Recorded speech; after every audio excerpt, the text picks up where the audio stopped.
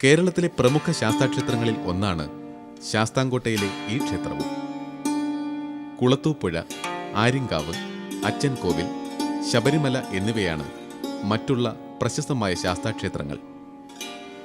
ശാസ്താംകോട്ട ക്ഷേത്രത്തിലെ ഈശ്വര സങ്കല്പം 3 ഭാവങ്ങളിലായാണ് കണ്ടുവരുന്നത്. 1.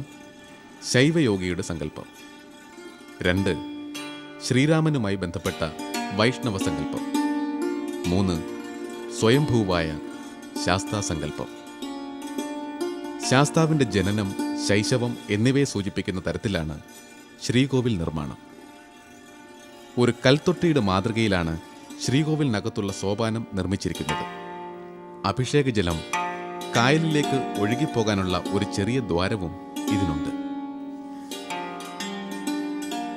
സ്വയംഭൂവായ ശാസ്താവിനെ സങ്കല്പിച്ച് ഇവിടെ ശക്തമായ ഒരു ഐതിഹ്യം നിലവിലുണ്ട്.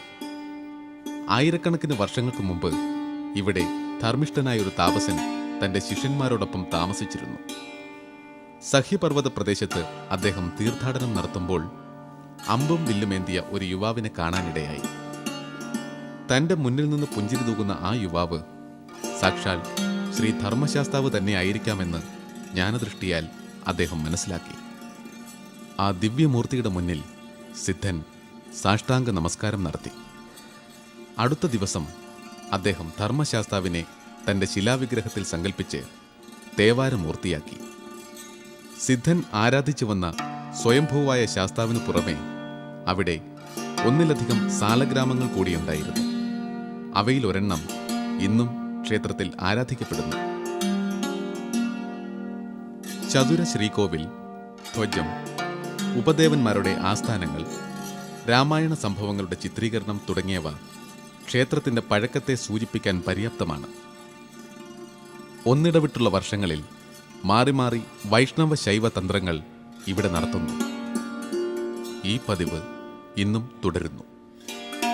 അതിനാൽ ശൈവ വൈഷ്ണവ ആരാധനകൾക്കും ഇവയുടെ സംഗമശക്തിയായ ശാസ്താസങ്കല്പത്തിനും ഇവിടെ തുല്യസ്ഥാനമാണുള്ളത്.